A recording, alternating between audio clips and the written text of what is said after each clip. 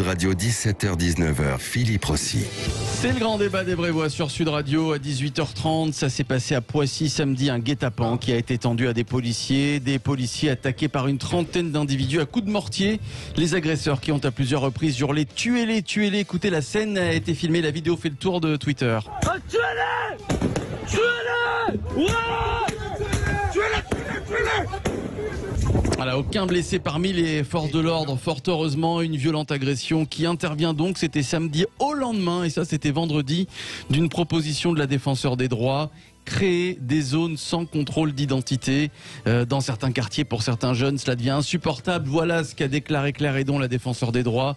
La défenseure des droits qui estime que dans 95% des cas, les contrôles d'identité ne donnent absolument rien. Et la question qu'on vous pose, approuvez-vous la proposition de la défenseure des droits? Faut-il mettre fin au contrôle d'identité dans certains quartiers? Le 0826 300 300, on va vous écouter dans un instant et vos votes sur les réseaux sociaux. C'est le grand débat des Brévois. Contrôle d'identité. Et criez pas comme ça, je suis pas sourd. Je me souviens, j'ai contrôlé un brochant il y a 3 ans. Un flic. Quoi? Derrière nous, un flic. Merde. Pourriez-vous montrer vos papiers, je vous prie? Je voyage toujours sans papier. Pardon? Fais pas ton mariole, toi, sinon contrôle tes papiers, tu vas te retrouver au ballon, ça va pas t'aider, hein? Vous n'avez jamais été contrôlé? Non. Je vais tout de même vous contrôler. C'est pas très net tout ça. Sud Radio, les vraies voix. Le débat est ouvert. On en débat avec Yael Mellul, Jean Dorido, Philippe Bilger et Denis Jacob, policier secrétaire général d'Alternative Police. Bonsoir Denis Jacob. Bonsoir Philippe Rossi. Bonsoir à vous. Yael Mellul qui est avec nous, Philippe Bilger que vous connaissez, Jean Dorido. Tiens, j'aimerais avoir votre réaction, Denis Jacob, sur cette vidéo qui nous a indignés. Tuez-les, tuez-les, une trentaine d'individus à coups de mortier contre des policiers. Ça s'est passé à Poissy samedi dans les Yvelines, Denis Jacob. Alors, je ne veux pas banaliser mon propos. Vous imaginez bien que je suis particulièrement choqué par ces images, mais malheureusement, c'est le lot quotidien des policiers. Il n'y a pas une journée où il n'y a pas un policier d'agresser, de vilipender et à minima d'insulter quand il intervient. Donc pour moi, malheureusement, c'est la routine, c'est la malheureuse réalité du terrain que subissent nos collègues au quotidien dans ces quartiers difficiles. Ouais, Philippe Bilger, sur ce qui s'est passé à Poissy. Je rejoins bien sûr ce qu'a dit Denis Jacob. Je ne veux pas être plus policier que les policiers, mais il n'empêche que j'ai l'impression que chaque jour, on a l'impression que notre indignation a atteint le comble et le lendemain, elle est dépassée. Je trouve que quels que soient les motifs à Poissy, rappelez-vous, le maire avait voulu supprimer certaines allocations. La défenseuse des droits, il faut bien qu'elle se rende utile à quelque chose. Elle propose une chose totalement absurde. On va en débattre, ouais. Et je suis tout de même...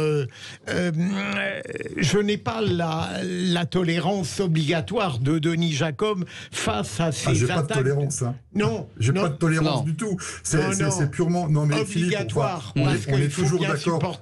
Non, mais on sent, Denis Jacob, je vois ce que veut dire Philippe Bilger. On sent que vous baissez un peu les bras, Denis Jacob, que bon, finalement... Non, mais surtout, je voudrais finir... Oui, allez-y, Philippe. Dans ce qui s'est passé à Poissy, il y a non seulement une trentaine de voyous qui s'en sont pris aux policiers, il y a les menaces de mort qu'on n'entend pas tout le temps tout de même, et il y a le fait que tout ça s'est déroulé dans un quartier, dans une commune où le maire n'a pas l'humanisme écologique, genre Grenoble et Bordeaux. Ouais. C'est un maire remarquable qui est très conscient des problèmes de sécurité, et pourtant, ça arrive. Vous êtes résigné, Denis Jacob ? Non, je voudrais surtout réagir, mais on est souvent d'accord avec Philippe Bilger, donc c'est pas aujourd'hui qu'on va être en désaccord, je pense. Je suis pas tolérant. Si vous voulez, je suis résigné. Tolérance obligatoire. Oui. Ben, obligatoire, bien sûr, parce que je suis tellement résigné, parce que on a tellement des propos publics d'hommes politiques, d'associations, de personnalités publiques comme la défenseure des droits, qui tiennent des propos qui peuvent laisser le sentiment, allons-y. De toute façon, on n'aura rien. On peut en mettre plein la tronche des flics. De toute manière, on est soutenu par la médiatisation politique du sujet. Quand on a un monsieur Mélenchon qui encore, il y a 24 heures, 48 heures, qui tenait des propos scandaleux vis-à-vis de la police en disant il faut les désarmer. Mais quand on a ce genre de propos, comment voulez-vous qu'il n'y ait pas d'impunité dans ce type de quartier, puisque quelque part, on soutient leurs actions. Ceux qui seraient pour le désordre républicain, ce ne sont pas ces individus dans la voie de certains politiques ou associations, c'est les policiers. Donc tant qu'il y aura ce discours où c'est les policiers qui ont tort, c'est les policiers qui sont hors la loi et pas les autres, eh bien ça montera crescendo sans cesse. Alors sur ce que propose la défenseur des droits, hein, c'est ce qu'elle a proposé la veille de l'agression, donc pourquoi pas, hein, c'est ce qu'elle dit, dans certains quartiers de banlieue, plus de contrôle d'identité, stop au contrôle d'identité, c'est toujours les mêmes qui se font contrôler, c'est ce qu'a sous-entendu la défenseur des droits, mais surtout son argument c'est de dire que 95% des contrôles d'identité ne servent à rien. Qu'est-ce que vous répondez aujourd'hui à Claire Hédron, Denis Jacob? Ben, je pense que je suis particulièrement déçu du comportement du défenseur des droits, mais là aussi, je veux pas être résigné sur ce sujet-là, mais on a déjà eu affaire à Jacques Toubon précédemment. Oui, on était déjà dans la même lignée. Il y a quelqu'un qui a très bien fait son travail de manière impartiale et objective. C'était Dominique Baudis. Oui. C'était un défenseur des droits qui restait équilibré dans la mesure et qui savait prendre en compte tous les paramètres du problème. Là, on est plus dans une démarche dogmatique, idéologique, donc politique, et qui fait que, eh bien, il faut répondre à une bien-pensance. Moi, je suis scandalisé. Je trouve qu'une telle proposition est irresponsable parce que, tout d'abord, la défenseur des droits présente le contrôle d'identité comme un outil de répression. C'est pas un outil de répression, le contrôle d'identité. C'est un outil de prévention et de dissuasion qui permet de perturber les trafics, qui permet de rassurer la population. Et puis, Philippe Bilger pourrait le dire, puisqu'il a été dans l'univers de la justice, quand même, la majorité des contrôles d'identité sont demandés par un procureur de la République, quand même. C'est sous couvert et sous l'autorité de la justice qu'on les fait. On les fait pas comme ça, par envie. On les fait parce qu'on nous signale des incidents, on nous signale de la délinquance, on nous signale des trafics, et on fait des contrôles d'identité répétés pour casser le rythme de ces trafics, le temps que l'enquête qui se déroule derrière pour identifier les auteurs et remonter jusqu'à la tête du réseau soit totalement démantelée. J'ai pas compris, Denis Jacob. Alors, mais quand vous allez dans un quartier, vous pouvez comme ça demander à n'importe qui sa carte d'identité, ou il faut un prétexte, par exemple un rassemblement, une enquête? Le texte 78.2 du Code de procédure pénale est très clair. Le contrôle d'identité peut être conduite d'initiative si on voit une personne qui est susceptible d'avoir commis une infraction ou qui a commis une infraction. Mais on a aussi un procureur de la République qui a, sur la base des renseignements de policiers notamment, mais aussi sur la base de plaintes, a eu des éléments suffisamment probants de problèmes de délinquance, de trafic, pour dire voilà, je vous demande, vous, policiers, de telle heure à telle heure, d'aller faire des contrôles d'identité répétés à tel endroit pour endiguer le problème qu'on nous a sollicité. Enfin voilà, on ne fait pas tout. Denis Jacob, juste un mot avant que mes amis vous questionnent longuement. Derrière tout ça, on sait bien ce qui est proféré subtilement ou ostensiblement par la défenseuse des droits, c'est que les contrôles ne se feraient que sur les Maghrébins et les Noirs, en gros, et que les Blancs seraient épargnés. J'ai été contrôlé plusieurs fois dans le métro et j'en étais très heureux. Et, je crois que c'est ça qu'il y a derrière. Si vous voulez, dans ma position, moi je suis pas vous me connaissez un petit peu maintenant. Moi, je représente pas une organisation syndicale qui est totalement dogmatique, idéologique, à dire coûte que coûte, tout est beau dans la police nationale. On sait qu'il y a des problèmes, je vais pas revenir dessus, ça fait de longues polémiques, notamment on en parle du contrôle au faciès, mais moi je suis ouvert d'esprit, je dis mais ok, si on va dans cette démarche-là, pourquoi pas, mais il faut aller jusqu'au bout. En France, on s'arrête toujours en plein milieu d'un projet de réforme. Vous le savez, on a eu la problématique de la réforme de la garde à vue, où on est aujourd'hui entre un système inquisitoire et un système accusatoire à l'anglo-saxonne. On s'arrête toujours au milieu des réformes. Eh bien, s'il faut réformer, on va jusqu'au bout. On fait comme en Angleterre. On fait des statistiques ethniques. On sort les chiffres de délinquance. On regarde qui on interpelle, qui est auteur d'infractions. Et puis, on verra si les contrôles d'identité, s'ils sont proportionnels à telle ou telle catégorie. Aujourd'hui, on veut. C'est ce qui se fait aux États-Unis. Je vous interromps, Denis Jacob. Je vois Jean Dorido.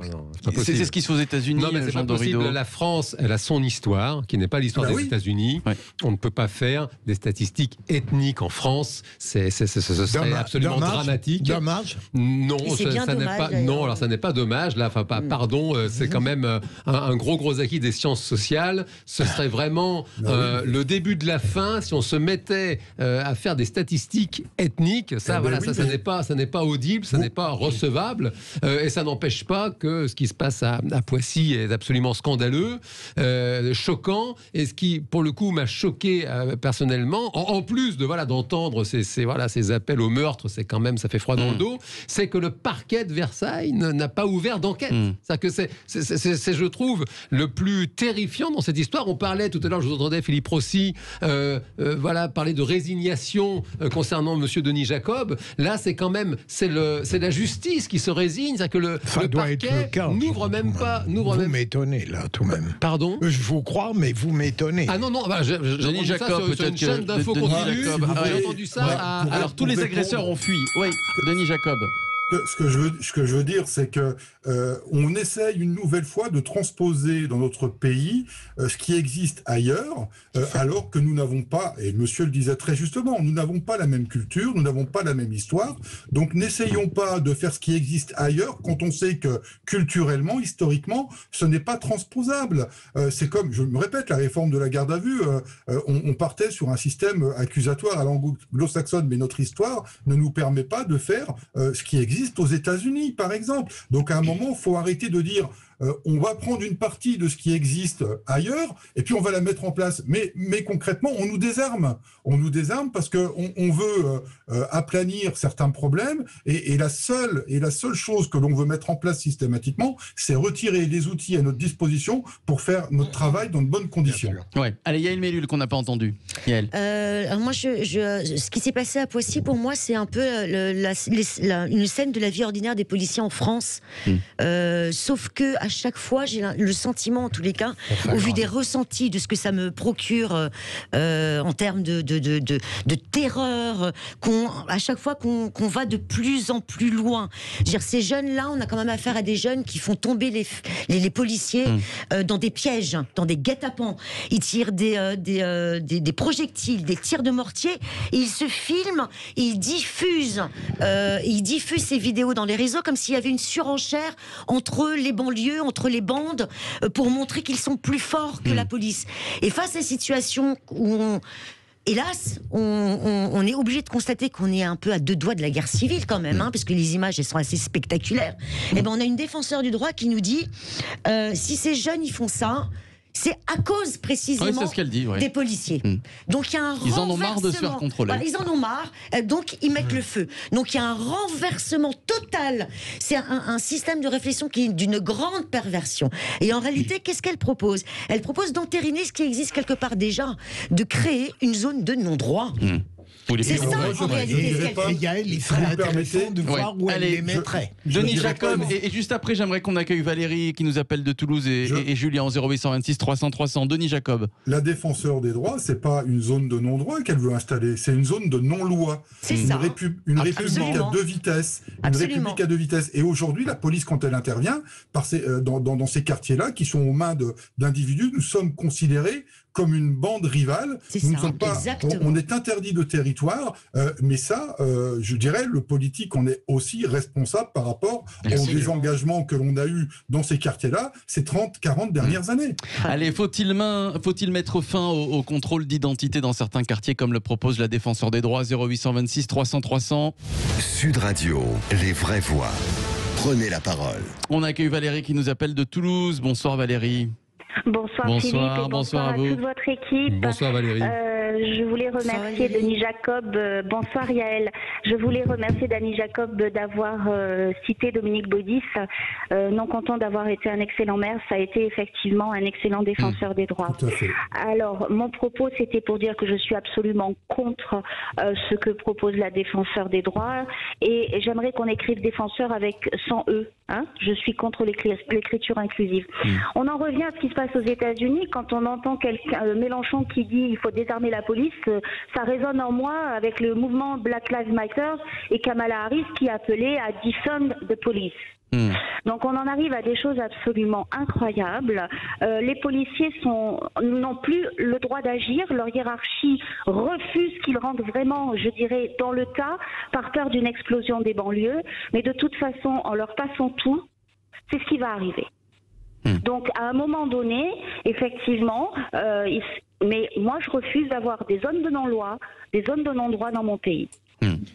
Donc je soutiens à fond la police. Et quelque part, j'ai envie de dire à leur hiérarchie, mais que faites-vous, quoi? Vous êtes une hiérarchie policière, vous n'êtes pas vous n'êtes pas politique. Julien nous appelle de l'Essonne. Merci Valérie, tenez, restez là. Valérie, on va accueillir Julien qui est policier de nuit dans l'Essonne. Bonsoir Julien. Bonsoir à vous. Bonsoir à vous Julien. Je suis tout à fait d'accord avec Valérie là, qui vient de s'exprimer.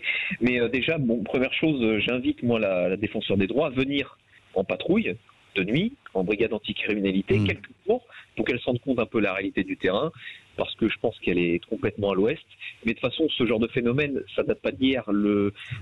Cette politique de voilà, on va laisser couler, on va laisser passer, on va tout laisser faire, ça date pas d'hier, sauf que là, c'est un revirement de situation. On dit plus que maintenant on a perdu tout contrôle, c'est la faute des policiers. Voilà, c'est pas de leur faute. À chaque fois, c'est pas de leur faute.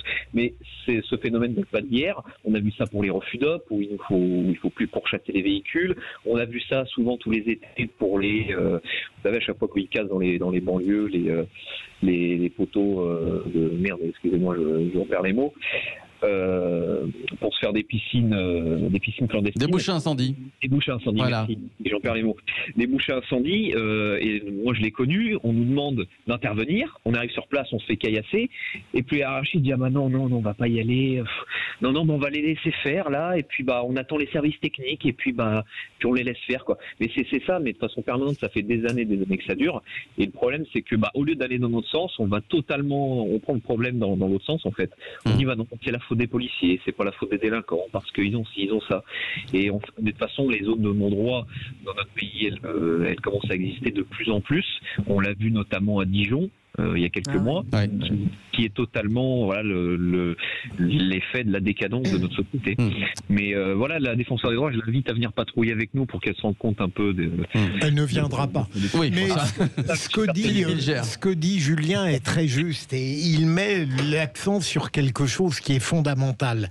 Alors que du côté des voyous et des transgresseurs, il y a une action, une malfaisance totalement illimitée, que rien ne freine. Et même le judiciaire a de plus en plus de difficultés à administrer la preuve individuelle, alors que c'est des groupes qui agissent. Eh bien, de l'autre côté, on fait tout, jour après jour, pour rogner le pouvoir de la police. Cette absurdité de la défenseuse des droits, et plus généralement, tout ce qui vient en permanence compliquer l'action de la police, c'est-à-dire opposer à un illimité de la haine, une limitation du pouvoir légitime de la police. Et ça, c'est une catastrophe. Allez, on va poursuivre le débat, le grand débat dans quelques instants. Julien de l'Essonne, vous restez avec nous, mon cher Julien. Denis Jacob, voilà, qui est avec nous également, d'Alternative CFDT. Jean Dorido, Philippe Bilger, Yael Mellul. Et cette question qu'on vous pose sur le compte Twitter de Sud Radio, faut-il mettre fin au contrôle d'identité dans certains quartiers? C'est ce que propose la défenseur des droits. On revient dans quelques minutes maintenant pour poursuivre le grand débat. À tout de suite. Les vraies voix Sud Radio, 17h-19h, Philippe Rossi. C'est le retour du grand débat et des vraies voix sur Sud Radio. Le grand débat, faut-il mettre fin au contrôle d'identité dans certains quartiers? C'est ce que propose la défenseur des droits. Pour en débattre, nos vraies voix, Yael Mellul ce soir, Jean Dorido, Philippe Bilger, Denis Jacob, secrétaire général d'Alternative Police. Et vous, évidemment, appelez-nous 0826 300 300. J'aimerais qu'on accueille tout de suite Nadir Kaya, président de Banlieue Plus. Bonsoir Nadir Kaya. Bonsoir à vous. Bonsoir à vous Nadir Kaya. Vous avez entendu toute la première partie de ce débat. Qu'est-ce que vous inspire la proposition de Claire Héron, la défenseur des droits, donc certains quartiers sans contrôle d'identité? C'est compliqué parce que c'est le énième débat qu'on peut avoir depuis 20 ou 30 ans. Les contrôles d'identité, normalement, la police, elle est censée les faire quand vous avez des individus qui sont suspects et dès lors, on demande leur identité pour éventuellement voir ce qu'il y a et puis, si possible, les interpeller par rapport à une situation bien précise. Mais c'est vrai qu'il y a un problème concernant le contrôle d'identité, notamment contrôle au faciès. Je rappellerai qu'avec le collectif, on a fait condamner l'État en 2016 pour des abus à ce niveau-là. et qu'aujourd'hui que la situation est très difficile. On ne va pas rajouter une situation difficile déjà, alors que les policiers eux-mêmes ont déjà des difficultés à faire leur mission correctement, parce que pour un manque de moyens et tout un ensemble de choses. Mais les contrôles d'identité, comme je vous l'ai dit, s'ils sont faits dans une optique assez classique d'intervention par rapport à une situation anormale, pourquoi pas? Ce que vous dites, Nadir Kaya, c'est que dans certains quartiers, il y a certaines heures où il ne se passe rien, il y a quand même des contrôles d'identité. C'est ce que vous dites, Nadir Kaya. C'est pas qu'il se passe rien, c'est que tous les quartiers sont connus de la police, des renseignements, on sait en général qui fait quoi. Tout est quadrillé. Après, le souci, c'est les interventions et d'éradiquer les trafics. Et c'est ça qui pose problème aujourd'hui. C'est comment le faire et de façon pérenne. Et aujourd'hui, malheureusement, on en est à abuser de certains contrôles qui n'amènent pas obligatoirement une certaine paix dans les quartiers. Alors, Denis Jacob. Qu'est-ce que vous répondez à Nadir Kaya, Denis Jacob? Mais globalement, je suis d'accord avec l'analyse qu'il fait. Le souci que l'on a aujourd'hui, c'est que non, on ne sait pas tout ce qui se passe dans les quartiers, malheureusement, parce qu'aujourd'hui, la police n'est plus dans les quartiers. Vous savez, moi, j'ai vécu 15 ans en quartier difficile. J'ai vécu près de 10 ans à la cité d'Orgemont, à Épinay-sur-Seine, et j'ai vécu je suis pas loin. Près de 5 ans, et j'ai vécu près de 5 ans à la cité des Bleuets à Créteil. Donc, je connais très bien. La grande majorité des gens sont des gens bien, qui aspirent à vivre en toute tranquillité, en toute sérénité, et qui ne veulent pas être embêtés, en parlant poliment, par quelques individus qui font leur trafic. Donc quand on intervient, c'est très compliqué, parce qu'on n'a plus la connaissance du terrain. Contrairement à ce que moi j'ai pu connaître il y a une trentaine d'années, quand j'étais îlotier dans un quartier difficile qui est la cité La Caravelle, à Villeneuve-la-Garenne.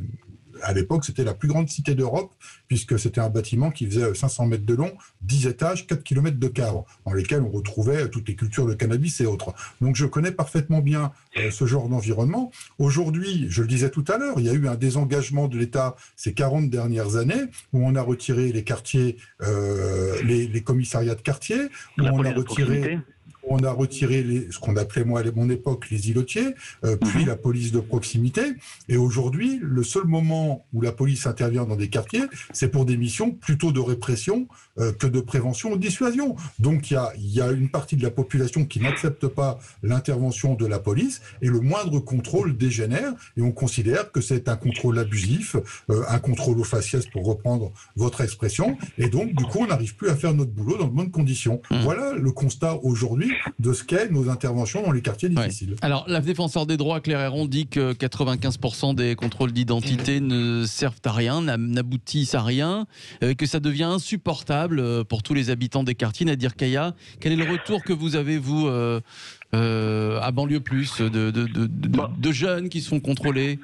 Alors, comme vient de le dire votre invité, je connais très bien les quartiers qu'il a évoqués. Moi, je suis au Lutte à Gennevilliers, donc je pense que monsieur les connaît. En région également. Parisienne. Voilà, je suis au Lutte à Gennevilliers, donc c'est la même chose, les caravelles. Voilà. Le souci, c'est qu'il faut qu'on aborde le problème de façon globale. Si on fait juste des petites émissions ou des petits sujets juste pour parler de ça, on va pas y arriver. Parce que la situation des quartiers populaires, elle est plus complexe et elle est plus globale que ça. Maintenant, il faut, on parlait souvent de territoire perdu de la République. Moi, je suis pas d'accord. C'est la République qui a failli parce qu'elle n'a pas considéré ses habitants au même niveau que tous les autres sous des prétextes X ou Y. Maintenant, ce qui est intéressant, c'est de savoir est-ce qu'aujourd'hui, on est en capacité, notamment avec des acteurs associatifs, des policiers, des personnes du monde de la justice, des politiques, mais des politiques qui sont vraiment neutres et qui ont cette volonté de résoudre les problèmes. Et c'est pas le cas aujourd'hui. Moi, j'ai un âge qui me permet aujourd'hui de dire certaines choses parce que j'ai tout vu. J'ai vu les années 80, j'ai vu les années 90. J'ai vu la situation s'empirer parce qu'on a fait des débats pour faire des débats, mais concrètement, il y a très peu de personnes qui sont capables de se mettre autour de la table et de chercher des solutions. Et ça, c'est la difficulté aujourd'hui dans une société qui vit du buzz et qui vit des petites phrases des uns et des autres. Et ça, c'est malheureusement difficile à entendre aujourd'hui dans un débat comme ça, parce qu'on veut tout de suite donner une réponse par oui, par non, alors que c'est pas nécessairement binaire. Alors, les dernières réactions, Philippe Bilger, Jean Dorido, Yann Mellul, tiens, Jean. Non, écoutez, c'est très triste tout ça. Le président Hollande, déjà à l'époque, dans son livre d'entretien avec les journalistes du Monde, L'Homme et Davé, parlait de partition sur le territoire national, envisageait la sécession de certains territoires. Et là, manifestement, c'est ce qui commence à se passer avec un défenseur des droits qui propose qu'on cesse les contrôles d'identité. C'est vraiment une espèce de transition extrêmement triste vers des... on parle de zones de non-droit, c'est pas vrai, parce qu'il y a quand même des économies parallèles qui se montent, il y a c'est quelques familles, ça a été dit, hein, la plupart des gens sont des honnêtes gens qui ne rêvent que d'une chose, c'est de vivre paisiblement, et pour quelques gros bonnets comme ça du trafic de stupéfiants, eh bien, il y a des quartiers entiers qui passent à une autre loi interne, et on est en train de commencer à lâcher certains territoires. C'est très triste. Yael et Philippe Bilger. Yael. Moi, je rejoins ce que Jean a dit. Moi, je suis même accablée par ce qui se passe, parce que on constate que c'est de plus en plus violent. Les affrontements sont de pire en pire. Les policiers sont de plus en plus insultés, humiliés. Et en face, la réponse, elle n'est pas du tout à la hauteur de la gravité de la situation. Au fond, si on suit cette absurde idée de la défenseuse des droits, je force le trait express. Ça veut dire qu'il faut attendre que le délit ou le crime soit commis pour intervenir. Si c'est ça, le progressisme, Dieu nous en préserve. Merci à Valérie de Toulouse, à Julien de l'Essonne, nos auditeurs, à Denis Jacob qui est avec nous, secrétaire général d'Alternative Police, à Nadir Kaya qu'on salue, président de Banlieue Plus, et à Philippe David qui nous écoute. Voilà, on l'embrasse. On embrasse. Et dans un instant, les vraies voix qui font bouger